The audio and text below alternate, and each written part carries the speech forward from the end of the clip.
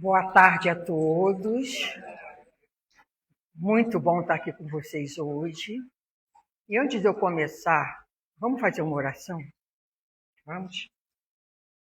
Deus, Pai misericordioso, Jesus, nosso mestre amado, nosso amigo, nosso irmão, Maria de Nazaré, mãe de Jesus, mãe de todos nós, espiritualidade do bem que aqui se encontram, olhem por nós. E nós todos aqui agradecemos essa oportunidade de estarmos aqui reunidos numa tarde de sábado para aprendermos um pouco mais dos ensinamentos de Jesus.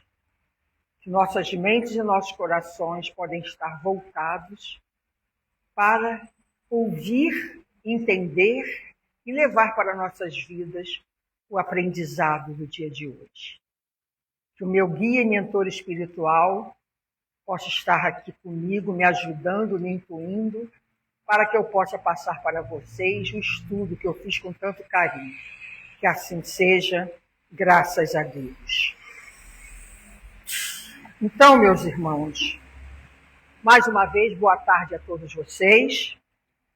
Foi um prazer muito grande eu ter sido convidada para vir dar essa palestra hoje pela Priscila. E eu espero poder passar para vocês um estudo tão importante que é a vinda e a missão de Jesus aqui na Terra. E eu fiz com muito carinho. Eu peço a vocês, quem estiver com o celular ligado, por favor, que desliguem os seus celulares, que possam botar ou no silencioso ou no modo avião, para não interferir, na palestra e também para não interferir na energia que ele causa no ambiente que a gente está aqui. Eu gostei muito da escolha desse tema, principalmente por estarmos no mês que comemoramos o nascimento de Jesus. E a minha responsabilidade também é muito grande. Porque como falar da missão de Jesus sem refletirmos sobre as nossas responsabilidades diante dessa missão? Eu vou, se vocês me permitirem, pedir que todos nós possamos fazer uma reflexão no dia de hoje. Não apenas ficarmos encantados com a missão grandiosa do Mestre, mas que possamos deixar a teoria, que é linda, e possamos fazer uma reflexão íntima. À medida que nós formos abordando essa missão, que cada um de nós possa fazer uma análise íntima e pessoal no que tange a missão de Jesus. Será que a missão do Mestre está fazendo presente na minha vida? No meu coração e no meu íntimo? Porque o objetivo de estarmos na casa espírita é esse. Conhecer sobre a missão do Mestre, sobre as leis de Deus, mas com a finalidade de nos transformarmos, de nos modificarmos e conseguirmos ser pessoas melhores. Então, a nossa proposta é essa. Que possamos, à medida que formos ouvindo, que cada um de nós faça essa análise íntima. E esse tema pode ser melhor refletido no livro Nas Pegadas do Mestre. Nesse livro tem um item que se chama A Missão de Jesus, que tirei sugestões para esse tema e para essas reflexões.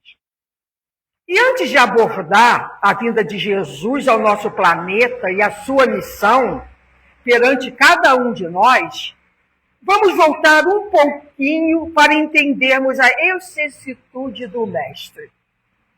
No livro A Caminho da Luz, psicografia de Chico Xavier, pelo Espírito Emmanuel, no item A Comunidade dos Espíritos Puros, consta que existe uma comunidade de espíritos puros, a qual Jesus era um dos componentes. E que essa comunidade tem como missão administrar todos os fenômenos do sistema do universo.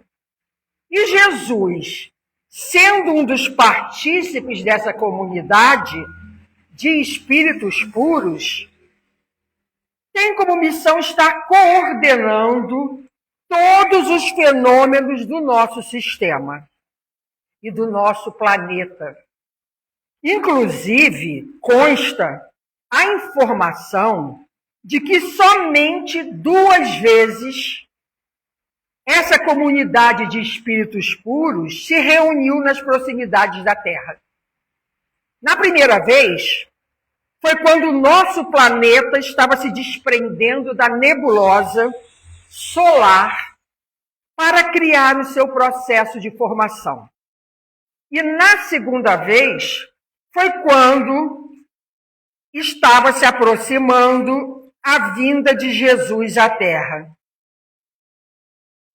E por aí já podemos avaliar a grandiosidade do Mestre. E quando nós imaginamos que um ser puro, um espírito criativo, como Jesus, assumiu por amor à humanidade a missão de diminuir por anos o seu padrão vibratório de uma forma sacrificial, por amor a nós, para encarnar no planeta e nos ensinar a lei de amor, é que vemos a sua grandiosidade. Vocês já imaginaram a dificuldade que deve ser para um espírito puro se tornar homem na Terra? O que ele deve ter passado para deixar de ser o espírito de filho de Deus para virar um ser humano como nós? É muita dificuldade para um ser desse, né? Começamos então a perceber o quão longe ainda estamos do Mestre. Mas quão bela e emocionante é a missão de Jesus. E olha, que eu nem ainda comecei a falar dessa missão.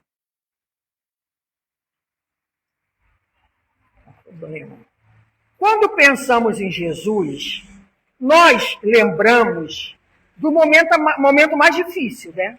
Que foi da vida dele. A sua maior dor. E pensamos, qual foi? O momento da crucificação. Será mesmo?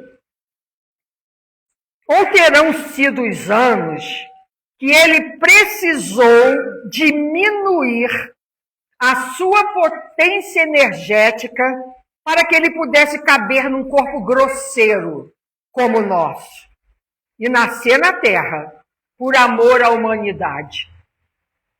E ele? Ao que ele veio? Qual teria a sua missão? Teria sido fundar uma igreja? Não. A missão dele foi revelar Deus à humanidade. Revelar o pensamento divino na sua filosofia e a doutrina do amor da humanidade. Essa é a missão do Mestre.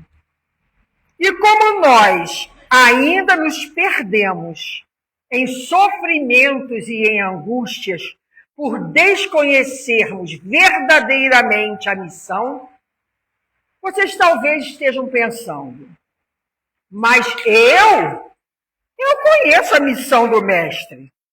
Eu sei que é essa. Mas não basta nós sabermos. A missão de Jesus, que ele veio aqui para a Terra, foi para revelar Deus, Pai de amor e infinita bondade e misericórdia. E revelá-lo não exteriormente. Claro que podemos atestar a beleza do Pai nas obras da criação, nos orbes, na natureza. Mas a missão de Jesus foi essencialmente revelar dentro dos nossos corações, fazer com que pudéssemos verdadeiramente sentir o Mestre no íntimo de cada um. E começamos as nossas reflexões mais dolorosas, mas ao mesmo tempo mais belas.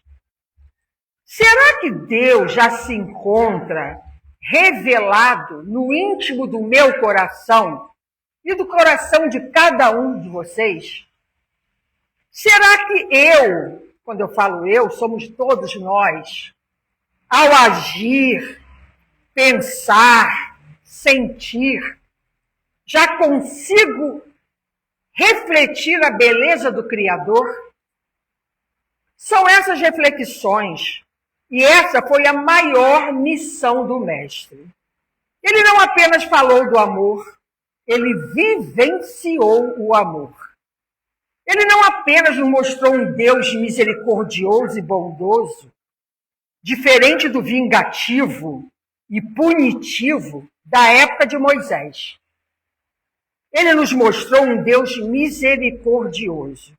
Mas tudo que Jesus fez, todo esse trabalho, sua missão de nos enviar várias virtudes e atitudes no bem, foi para que nós não apenas pensássemos no bem, mas sim vivêssemos o bem.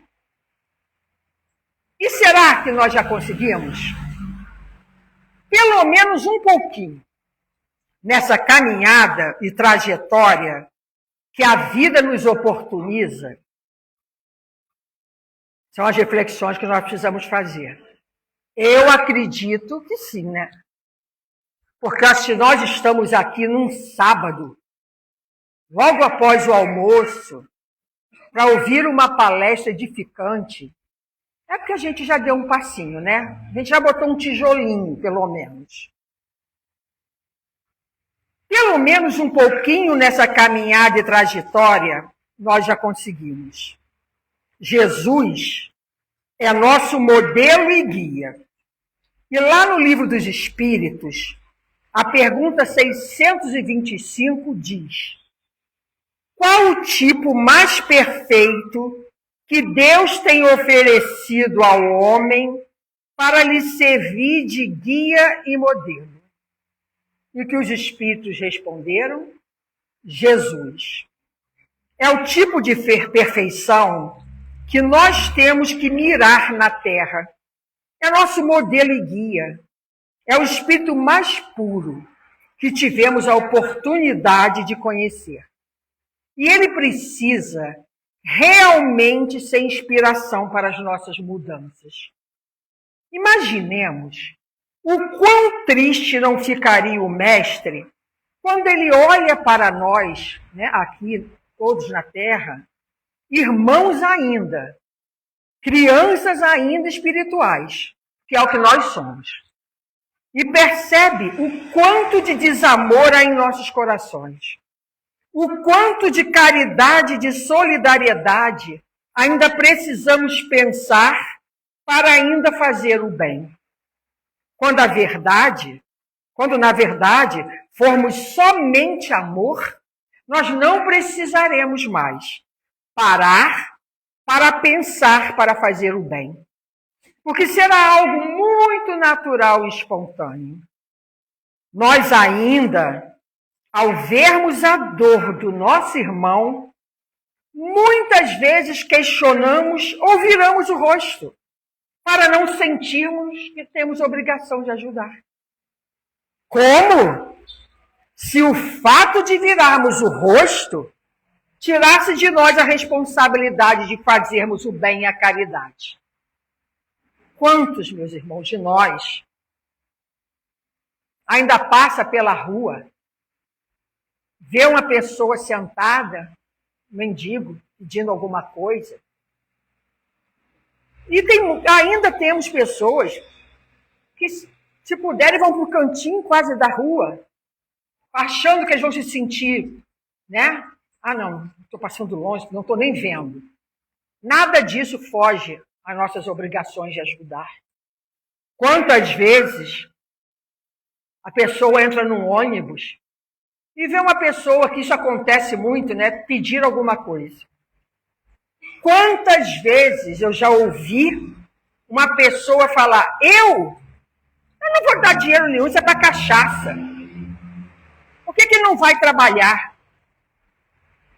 Quantos de nós temos na família pessoas que estão desempregadas? E muitas vezes tem um braço, tem uma perna. Quantas vezes? E outra coisa, se ele for tomar cachaça, ele está dizendo que vai ser para comprar leite para o filho, não é minha obrigação julgar o que ele vai fazer com o dinheiro. O que eu devo fazer é dar o que eu posso para poder ajudar. Se ele vai tomar cachaça, gente, é a parte dele que vai responder, não a minha. A missão do mestre é difícil para nós ainda. Mas, por outro lado, ele sabe que nós todos fomos criados para a perfeição, para o amor e para a felicidade. E é por isso que ele não desiste de nenhum de nós. Porque ele sabe que por mais difícil que possa parecer, por mais longa que seja a nossa trajetória, ela será vitoriosa. E nós conseguiremos vibrar e viver esse sentimento. Portanto, ele veio sim destruir o personalismo, o sectarismo, a individualidade e o egoísmo. O amor, a moral, a doutrina, as belezas do ensinamento do mestre estão na caridade e na humildade. As duas virtudes opostas ao egoísmo e ao orgulho. Ele veio nos mostrar que nós podemos agir com união e solidariedade. Então, vamos pensar um pouquinho, que não tem muito tempo que nós saímos da pandemia. O que vocês acham que essa pandemia veio para representar para cada um de nós? Foi para um aprendizado. Foi para que nós, que estávamos tão envolvidos em a vida própria de cada um, quanto de nós não sabia o que era ficar dentro de casa convivendo com a família? Quando a mulher chegava, o homem saía, quando o homem saía, os filhos saíam, quando os filhos voltavam, aí a mulher voltava. E as pessoas já não conviviam nem na sua própria casa.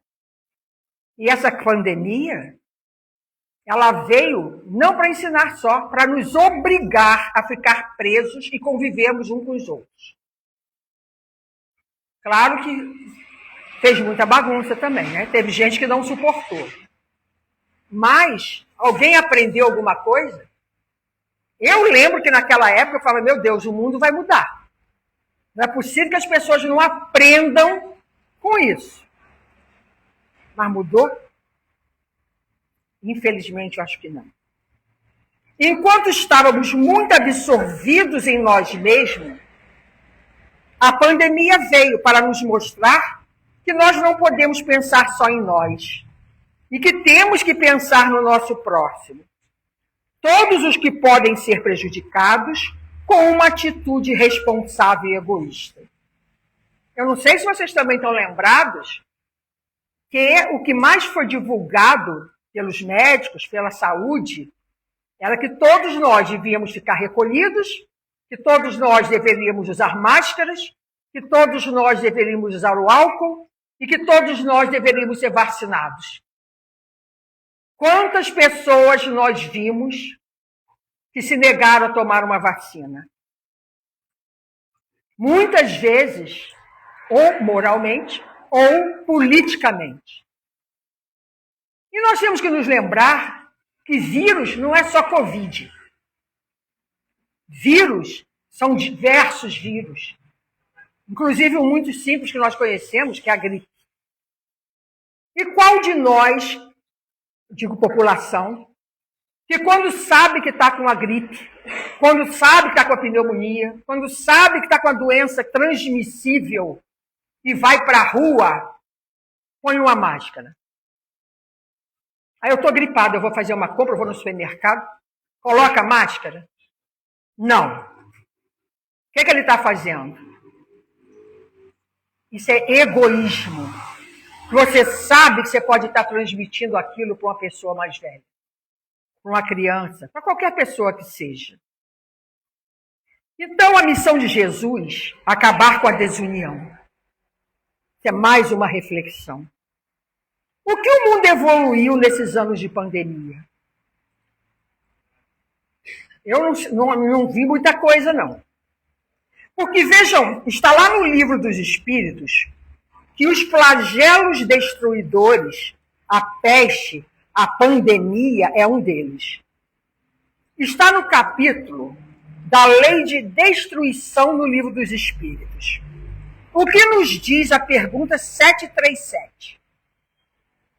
A pergunta é: com que fim fere Deus a humanidade por meio de flagelos destruidores? Para fazê-los progredir mais depressa. Essas subversões, porém, são frequentemente necessárias para que mais pronto se dê o advento de uma melhor ordem das coisas e para que se realize em alguns anos o que teria exigido muitos séculos. E na pergunta 740, não serão os flagelos igualmente provas morais para o homem por porem-no a braços com as mãos aflitivas necessidades? Os flagelos são provas que dão ao homem ocasião de exercitar a sua inteligência, de demonstrar a sua paciência e resignação ante a vontade de Deus. E lhe oferecem ensejo de manifestar seus sentimentos de abnegação, de desinteresse e de amor ao próximo. Senão, o que domina é o egoísmo. Quando nós lemos sobre esses flagelos, a gente reflete. Mas por que a lei de destruição, uma lei de dor como a pandemia, faz com que a humanidade cresça tão rápido em poucos anos? O quê? Ela demoraria séculos. E a resposta é a seguinte: quando tudo está bem entre nós, preocupamos com os nossos, comigo, com meus familiares, ficamos concentrados em nós mesmos. Mas quando vem uma calamidade, quando vem uma situação que afeta muitas pessoas, isso movimenta o íntimo das pessoas. Nós paramos de olhar para os nossos próprios interesses e nos penalizamos pela dor e pelo sofrimento do outro. Aquilo toca o nosso coração. E nesse momento, a solidariedade surge. A caridade, que é o oposto do egoísmo, surge nas pessoas que se sentem tocadas, querendo ajudar de diversas formas, com doações, orações, levando auxílio àqueles necessitados. E é essa lei de destruição que faz nascer dentro das pessoas mais rapidamente a caridade e a solidariedade, que é o objetivo de todos nós. Porque o que é a caridade, senão o amor em ação? E a mensagem do Mestre é uma mensagem de amor. Então, isso a gente lembra, muito fácil a gente se lembrar das destruições, né? Que o mundo inteiro passa constantemente. E nós temos muito pertinho de nós o ano de 2011. Quem estava em Friburgo, sabe o que foi passarmos por aquela destruição, aquela chuva. Eu trabalhava nessa época no gabinete do prefeito, do doutor Herói. E depois de 3 anos eu consegui tirar uns dias de férias. Nossa, como eu fiquei feliz. E viajei. O segundo dia que eu estava viajando, que eu fui ver a televisão, Friburgo sofreu aquilo tudo. O que minha consciência falou comigo? Uma hora falava assim, aproveita as tuas férias. A outra hora falava assim, volta. Você trabalha num cargo que é muito importante nessa hora. Gente, como eu cheguei em Friburgo, não me pergunte, mas eu cheguei. Então, eu vi, porque eu estava muito próximo, e todos vocês perceberam. E nessa hora é que a gente vê que tem muita gente boa nesse mundo. Muita. As pessoas se solidarizam, não só aqui, quando a gente vê em outros locais. E nós cada vez mais vamos passar por furacões, vulcões, tremores de terra, enchentes. Por quê? Porque nós não aprendemos nada. A gente não aprende. Se nós fôssemos todos muito já evoluídos, provavelmente não íamos precisar passar por tudo isso. E nós podemos pensar, mas Deus não poderia ter nos dado outros meios para que aprendêssemos a ser caridosos, generosos e humildes? Mas Ele nos dá, como os missionários da humanidade, para nos servirem de exemplo. Quantos nós tivemos, né? Apóstolos, discípulos, Chico Xavier e outros que ainda estão aqui, Divaldo Franco. E principalmente como Jesus, que veio, o maior missionário para nos ensinar. Nós estamos há 2025 anos falando dele, de Jesus, que nos trouxe a sua mensagem. Os livros, gente, os diversos autores, a internet, os cursos hoje que nós temos oportunidade de fazer através da internet. Ah, eu não posso fazer um curso disso ou daquilo. Liga o YouTube, pesquisa. Tem excelentes pessoas dando cursos de tudo que vocês possam imaginar. Os livros, o que não falta são livros. As palestras, tanto presenciais, como milhões de palestras que nós temos na internet de excelentes espíritas. Então, não temos motivo para dizer, eu não estudo, eu não faço porque eu não tenho tempo. Tudo isso está à nossa disposição. E nós não precisaríamos da lei de destruição se seguíssemos esses ensinamentos. Mas mesmo com todos esses meios para nós não conseguimos despertar para o amor que foi ensinado pelo Cristo. Mas o objetivo é só um: fazer que a missão do Mestre se faça presente em nossas vidas. E enquanto nós estamos aqui falando da missão de Jesus, no mês que comemoramos o nascimento dele, cabe uma reflexão. Vamos apenas comemorar o nascimento de Jesus ou o nascimento dos ensinamentos de Jesus já nasceram em mim? Porque o nascer exterior não é esse que eu estou me referindo. Jesus só nasce para cada um de nós quando ele nos transforma.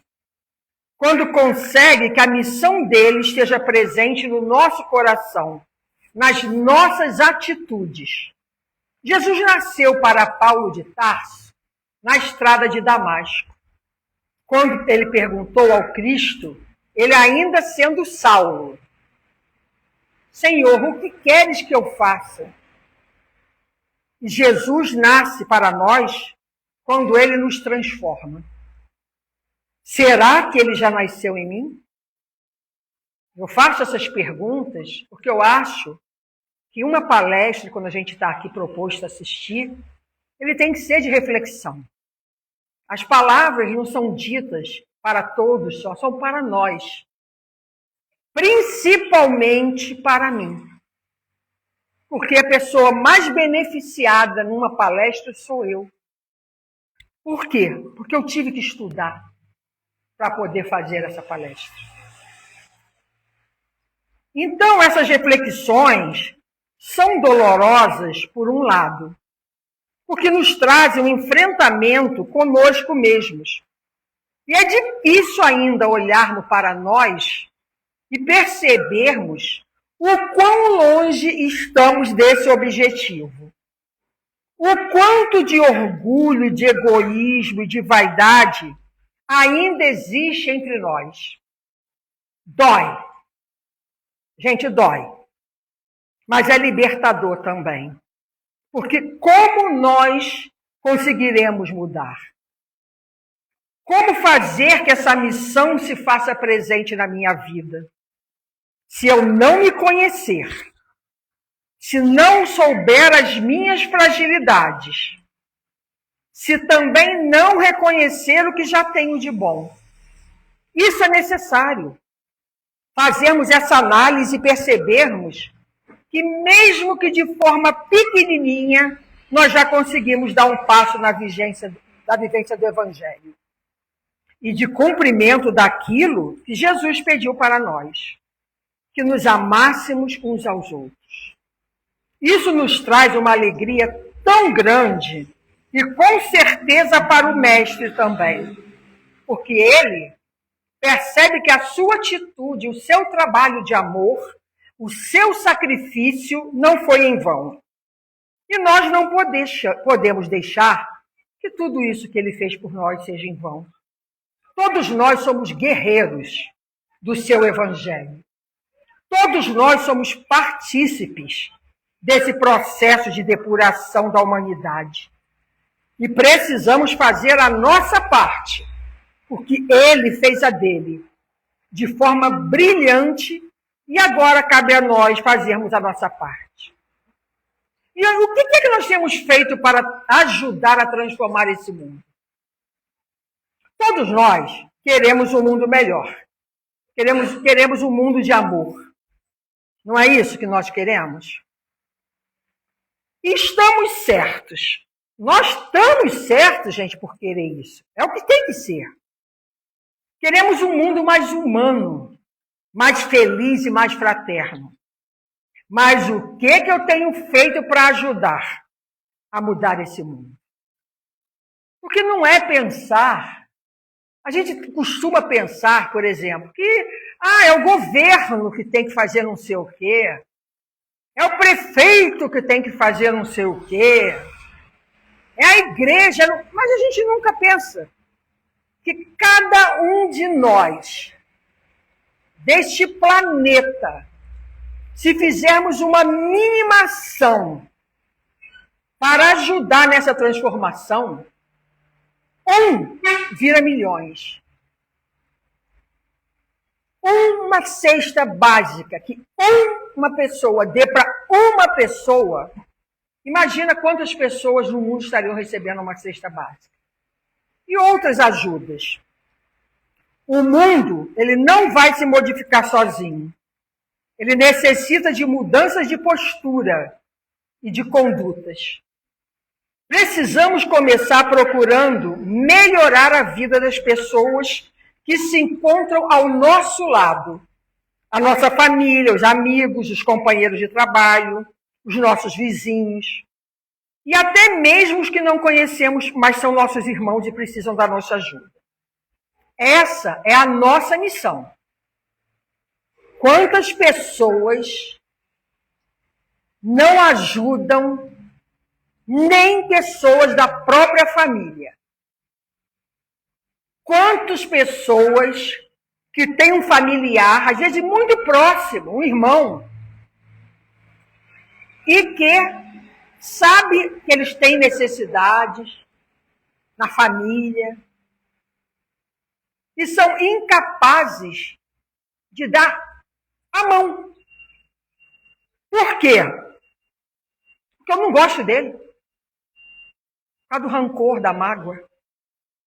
Vejam, isso foi dito que Jesus precisava revelar Deus à humanidade. E essa revelação só Jesus podia fazer. Porque só ele tinha condições de nos mostrar um Deus completamente diferente de tudo aquilo que nós conhecíamos até então. Porque o homem, ele já estava no início de uma maturidade mental. Ele já estava relativamente pronto para conhecer o verdadeiro Deus. E só Jesus podia revelar porque somente ele conhecia perfeitamente o seu Pai. Nós vemos que Jesus veio para a Terra, encarnou aqui na Terra, há 2025 anos atrás. E há quantos e quantos e quantos e quantos séculos o mundo já existia? Mas ele veio no momento que ele sentiu que a humanidade, o povo daquela época, já tinha uma relativa maturidade para escutar e aprender o que ele veio nos ensinar. Vocês vejam que ele escolheu a dedo os seus apóstolos e procurando algum deles que soubessem o quê? Ler e escrever. Porque ele sabia que se deixasse só na mente daqueles apóstolos, ia se apagar tudo. Então, vieram alguns que puderam passar para nós por escrito o que foi dito. Nós vamos agora, de uma forma mais detalhada, sobre a mensagem do Cristo. Que a missão dele foi nos revelar um Deus de amor e da eterna verdade. Mas podemos tornar essa missão mais fácil pontuando ensinamentos do Mestre, para que possamos, no nosso dia a dia, implementá-los, porque às vezes é difícil. Nós sabemos a teoria, mas como nós vamos colocá-la em prática no nosso dia a dia? Por exemplo, vamos refletir. Jesus nos trouxe a humildade, começando pela forma que ele veio ao mundo, nos trazendo a primeira lição. Jesus não nasceu numa maternidade 5 estrelas. Jesus não nasceu com médicos em volta dele, enfermeiras para ajudar Maria. Jesus nasceu, como todos sabemos, numa manjedoura. Totalmente na pobreza. Quem participou do nascimento de Jesus foram os animais. E essa, vocês não acham que foi a primeira forma de mostrar para todos nós o que é a humildade? Nós hoje temos ainda muita dificuldade de sermos humildes. Diz o Evangelho segundo o Espiritismo que é uma das virtudes mais esquecidas da humanidade. Mas é porque ela é o antídoto do orgulho. E como o orgulho é uma das grandes chagas da humanidade, naturalmente, por sermos mais imperfeitos e orgulhosos e menos humildes. E humildes. Menos mesmo. Então, que possamos, em dezembro, quando costumamos fazer planos para o ano que se inicia, tudo certo, gente. Nós todos precisamos fazer planos. Temos que planejar, estabelecer metas para nosso ano, para que nós possamos crescer e evoluir. Não que isso não esteja errado.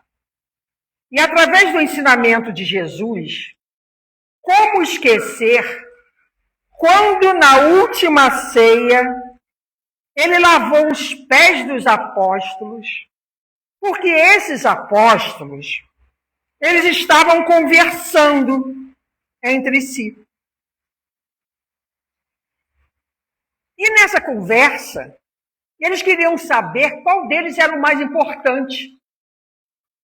Quem é que será que Jesus gosta mais de nós? Quem é que ele se aproximou e gosta mais? Quem que ele vai colocar para sentar ao lado dele?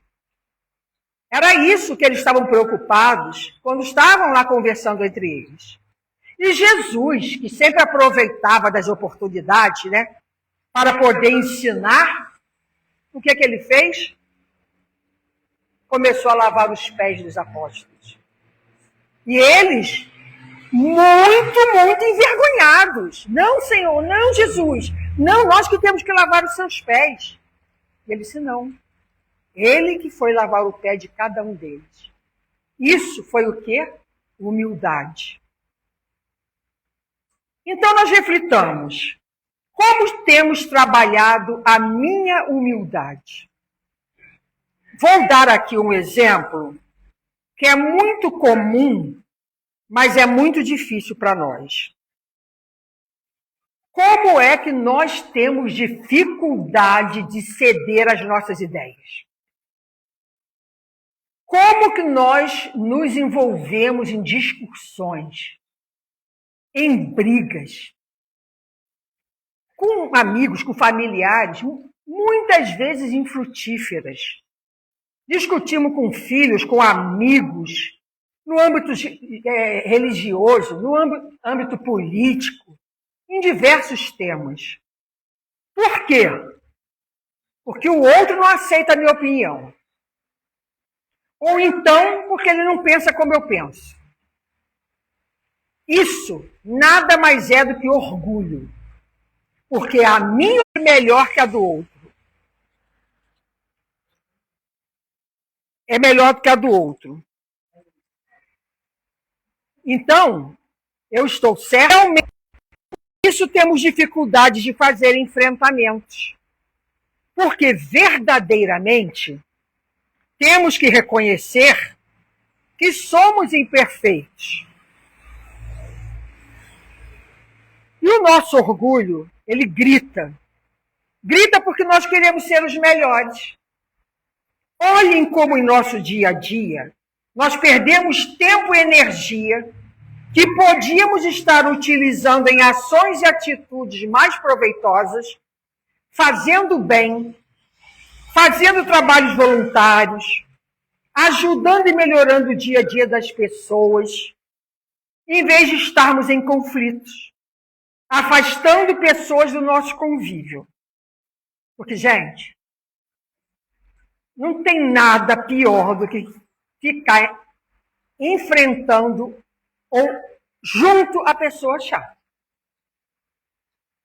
Pessoas snobs, pessoas que só reclamam da vida, pessoas que são negativas. Todos nós conhecemos esses tipos de pessoas. Todos nós.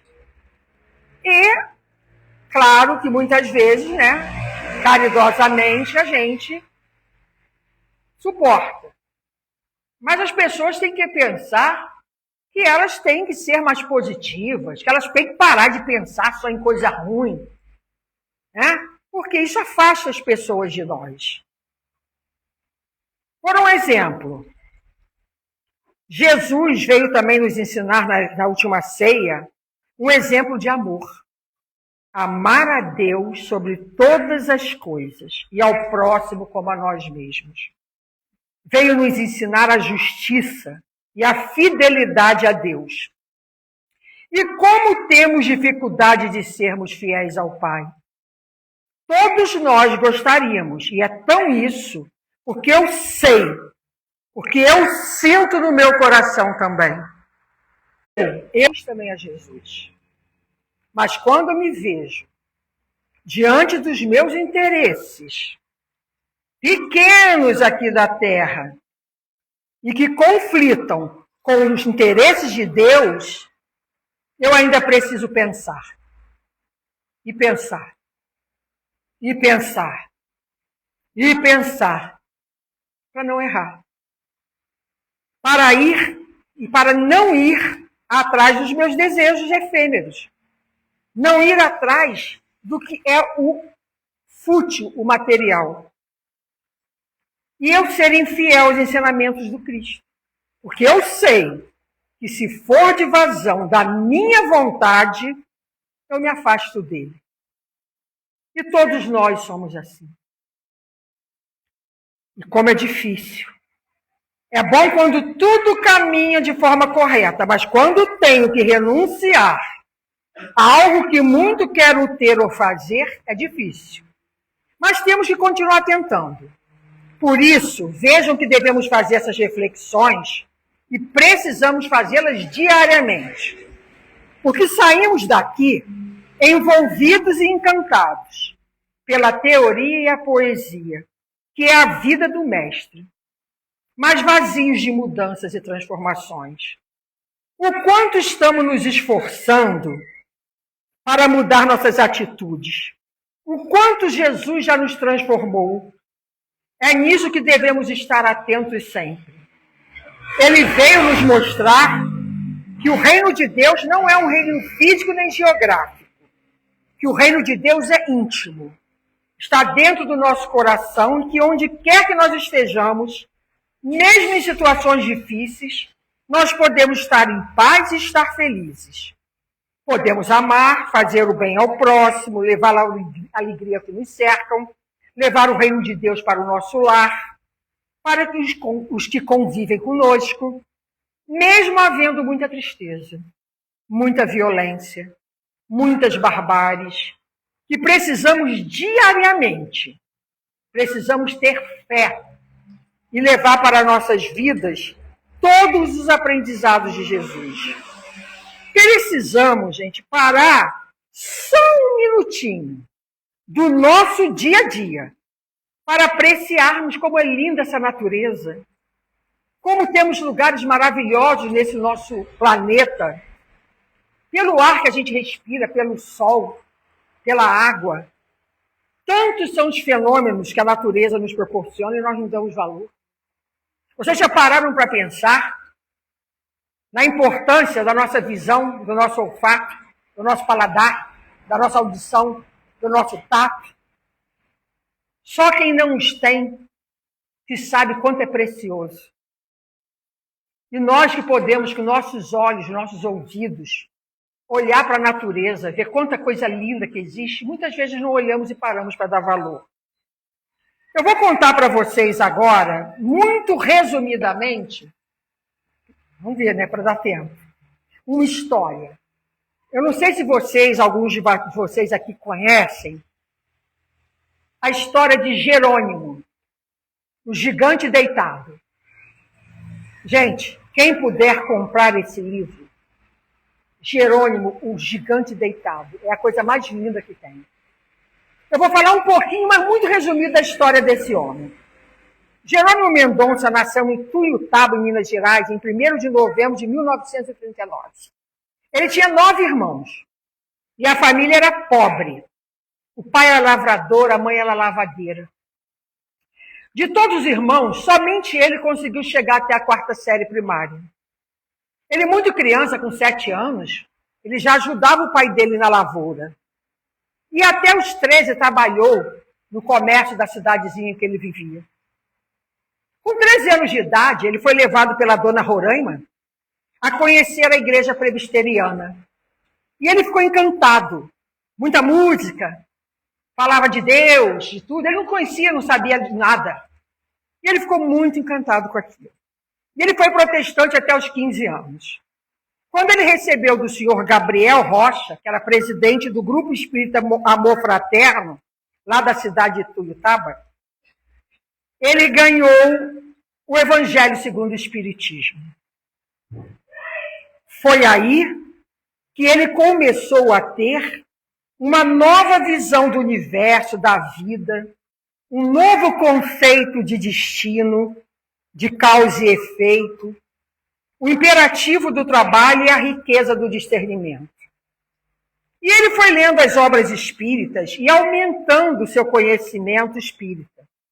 E aceitando as coisas que ele antes não tinha condições de aceitar, como o seu lar pobre, a vida difícil, as enfermidades, fome, frio, amarguras, decepções. E ele era um jovem alto, bonito. Ele tinha 1,87 m de altura. Tinha o peito largo, vaidoso. E ele, quando se olhava no espelho, ele dizia para ele mesmo, se olhando no espelho, ele batia no peito e dizia: Tarzan, rei dos macacos. Ele se achava o máximo. Um dia, ele passando pela frente da alfaiataria, o senhor Josias o chamou e falou com ele: vem aqui, Jerônimo, eu quero te dar um presente, fazer uma surpresa. Ele ficou alucinado. O que ele queria ganhar? E ele entrou. E o seu Josias deu a ele um terno branco. Pela primeira vez, aos 17 anos, ele teria um terno, uma gravata e um par de sapatos. E naquele dia ele saiu junto ao irmão cantando, feliz da vida pela rua, e foi para casa. Quando ele chegou em casa, a mãe estranhou tanta alegria. E ele contou para a mãe o que tinha acontecido. E naquela noite ia estrear um filme na cidade chamado E o Vento Levou. Ele, todo feliz, conseguiu ir ao cinema e ir com seu terno branco. Chegando no cinema, o cinema estava super lotado. E ele teve que ficar em pé para assistir. Foram 4 horas de filme. E ele em pé. Quando terminou a sessão, ele estava como se os pés dele tivessem sido aparafusados no chão. E com tanta dor que ele não conseguia se mexer. E foi aí que começou a sua jornada dolorosa e difícil. E ele voltou carregado para casa. A sua mãe se assustou e os seus pés estavam tão inchados que teve que cortar a calça do terno branco para poder tirar a calça pelos pés. Então, a mãe, muito preocupada, no dia seguinte levou ele ao hospital. E os médicos diagnosticaram ele com artrite reumatoide. Começou, então, ele a andar com muleta. Pouco depois, ele já não conseguia, já estava sentado numa cadeira de rodas.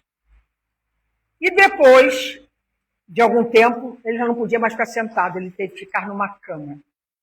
Era uma cama ortopédica, na qual ele permaneceu deitado, prestem atenção, na mesma posição.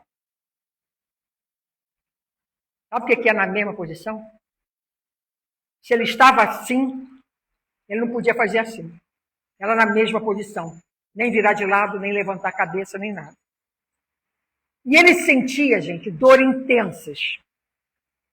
E ele procurava tudo quanto era forma de médicos e tudo para ver se ele tinha alguma melhora.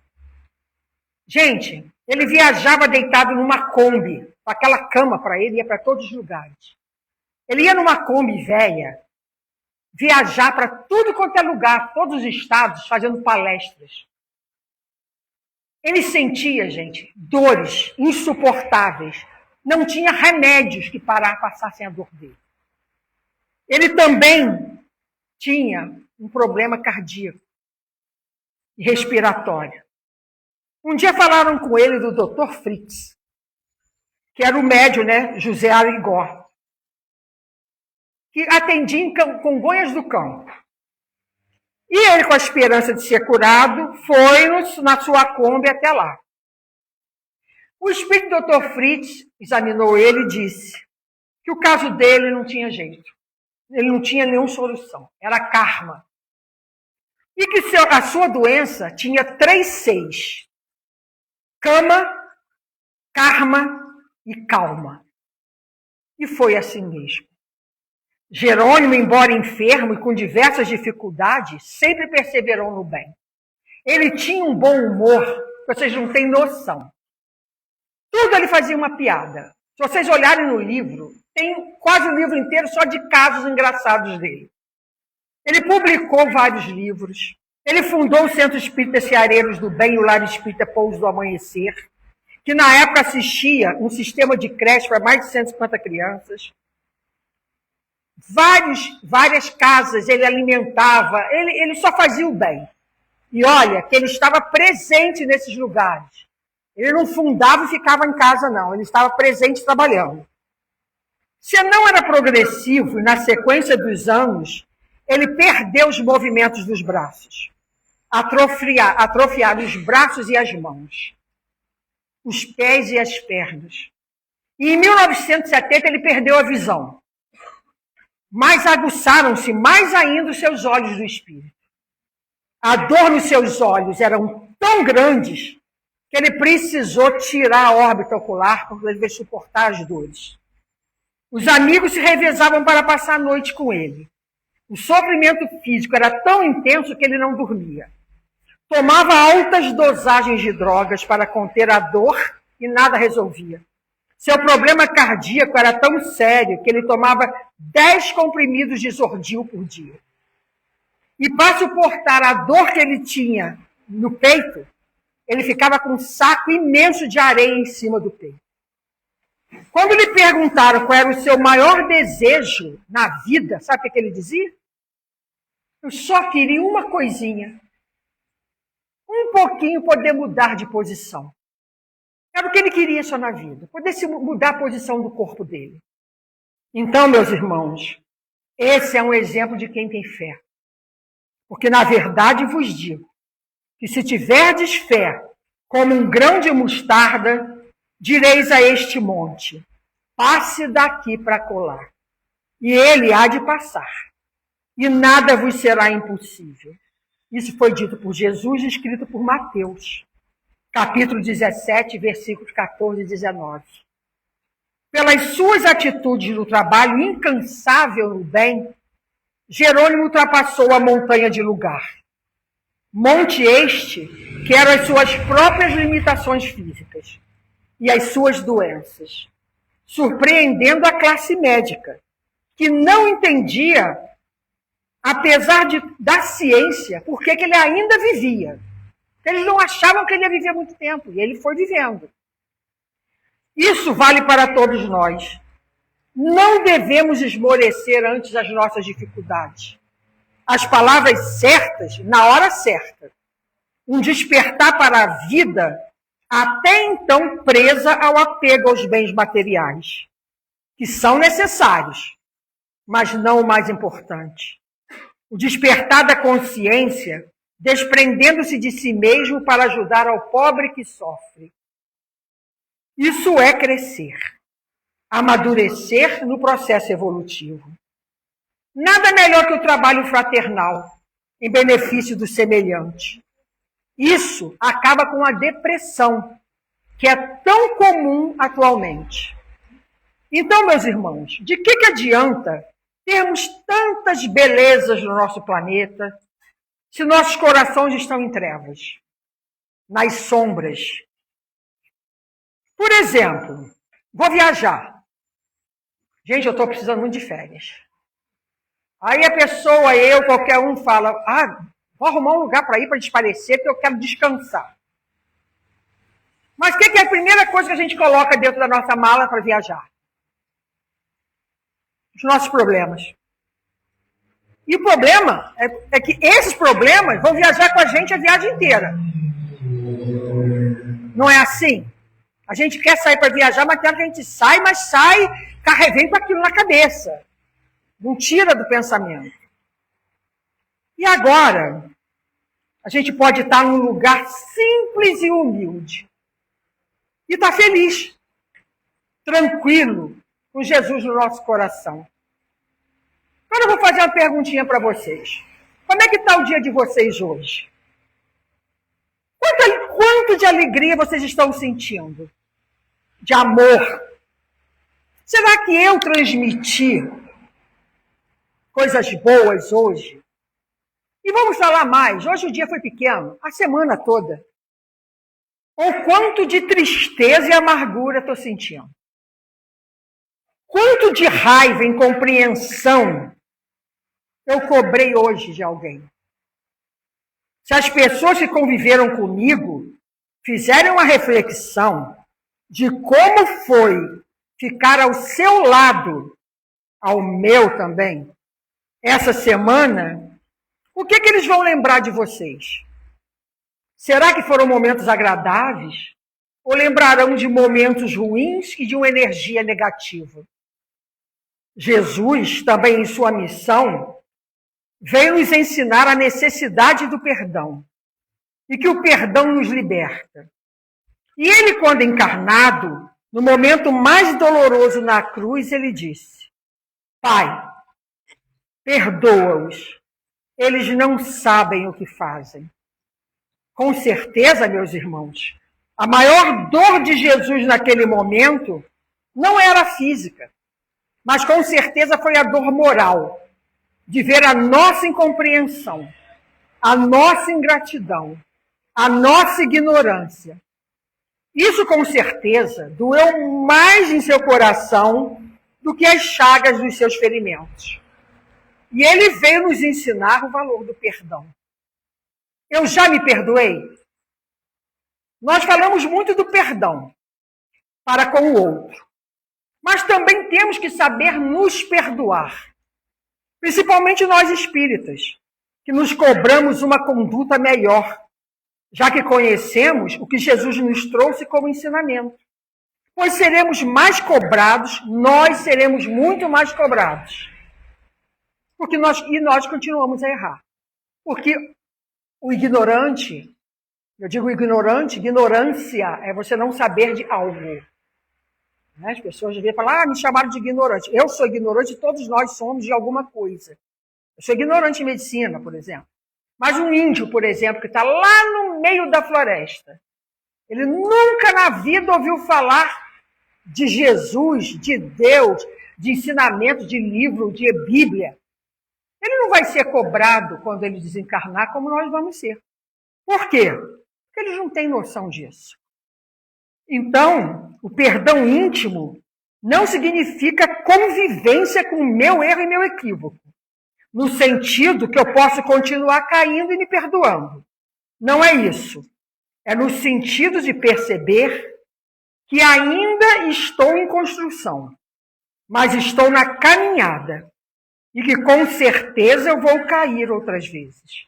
Mas compete a mim me perdoar, com o compromisso de continuar me esforçando para que meus erros possam se espaçar cada vez mais, até que eu me torne uma pessoa melhor. Preciso também trabalhar o perdão para com o outro, e também com o divino. Tem pessoas que são incapazes de elevar seus pensamentos ao Pai e dizer: Pai, me perdoa, perdoa os meus erros e me ajude a não errar mais. Pessoas que são incapazes de orar. Será que eu perdoo verdadeiramente o meu próximo? Aquele que muitas vezes me agrediu, me humilhou, me ofendeu. E muitas vezes eu estava envolvido nessas atitudes e também as provoquei. Será que já paramos para refletir que a culpa também pode ser minha? Mas perdoar da forma que Jesus nos ensinou não é da forma que muitos fazem. Ah, eu perdoo. Mas tem uma coisa, que ele não se aproxime de mim. Ah, que é o seguinte, eu vou perdoar ele, mas não vem falar comigo, não. Isso é perdoar, gente? Não, isso não é perdoar. Perdoar é quando a gente tira a mágoa do nosso coração. Mas como é que a gente vai amar o próximo se a gente não se ama? Como perdoar o próximo se eu não sei me perdoar? Jesus também nos veio nos ensinar o valor da oração. Quando horas antes dele, já sabendo pelo sofrimento que ele iria passar, ele chamou os apóstolos para orar, mostrando para eles e todos nós que nos momentos mais difíceis devemos nos lembrar de orar. Muito provavelmente essa oração, ela não vai nos livrar daquele desafio que nós vamos passar, não. Porque às vezes ele é necessário para o nosso progresso. Progresso evolutivo, né, para o que nós viemos. A fé para que nós possamos vencer aquele desafio. Na verdade, o que ele nos trouxe foi ensinar o caminho para a libertação espiritual, para o amor e a verdade. Veio nos ensinar o verdadeiro valor de sermos caridosos, humildes, misericordiosos com o nosso próximo. E é por isso, meus irmãos, que gostaria de finalizar destacando novamente um desses ensinamentos que ele nos trouxe, o que eu considero o maior de todos, que é o amor. Porque ele disse: amar a Deus sobre todas as coisas, amar a Deus de toda a sua alma e do seu espírito, e ao próximo como a ti mesmo. E essa lei resume tudo. Então que possamos trabalhar o amor em nossos corações. Quando se ama, não se tem tempo para julgar, condenar. Quando se ama, acolhemos o nosso irmão necessitado, enxugando as suas lágrimas e dando o nosso ombro para que eles coloquem, né, os seus problemas e os seus desconfortos. Quando se ama, compreendemos as limitações do nosso próximo e estendemos a nossa mão para aquele que está caído, ajudando-o a se reerguer. Quando se ama, acolhemos aos que precisam de nós. Não temos preconceitos aceitando as diferenças. Isso é o que a lei do amor, trazida pelo Cristo, nos ensinou. E nesse mês do seu nascimento, Com certeza, o melhor e maior presente que poderíamos dar àquele que por nós veio como homem para nos guiar é ensinar, e ensinar é o amor. E eu vou terminar agora para vocês com uma poesiazinha, tá? Chama-se Sentimento Maior.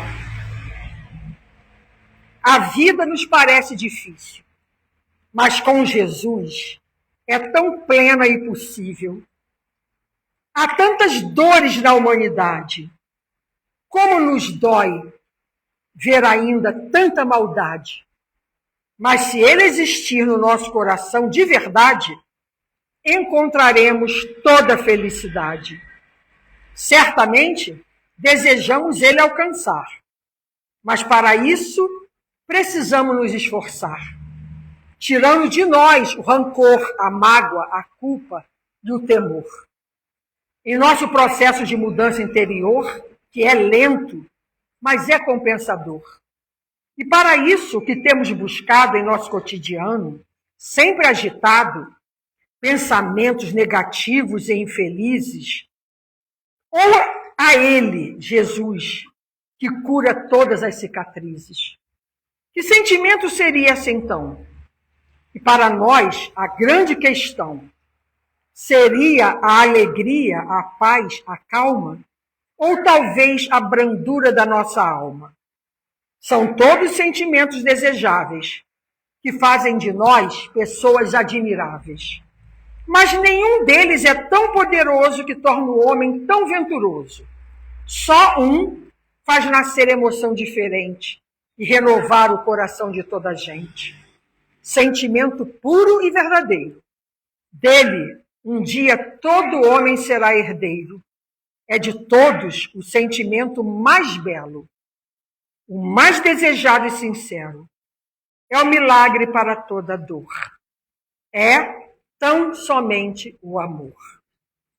Olha, muito obrigada pela paciência de vocês, pelo silêncio, pela atenção. E que todos nós, e que eu possa um dia, se possível, voltar a essa casa, e que todos nós possamos voltar para nossas casas, né, para os nossos afazeres, para os nossos lares, repleto do amor de Deus. Que não nos esqueçamos que essa data que se aproxima não é data de presentes para... Tudo bem vamos dar, mas vamos lembrar do principal no dia do Natal, que é Jesus. Obrigada a todos.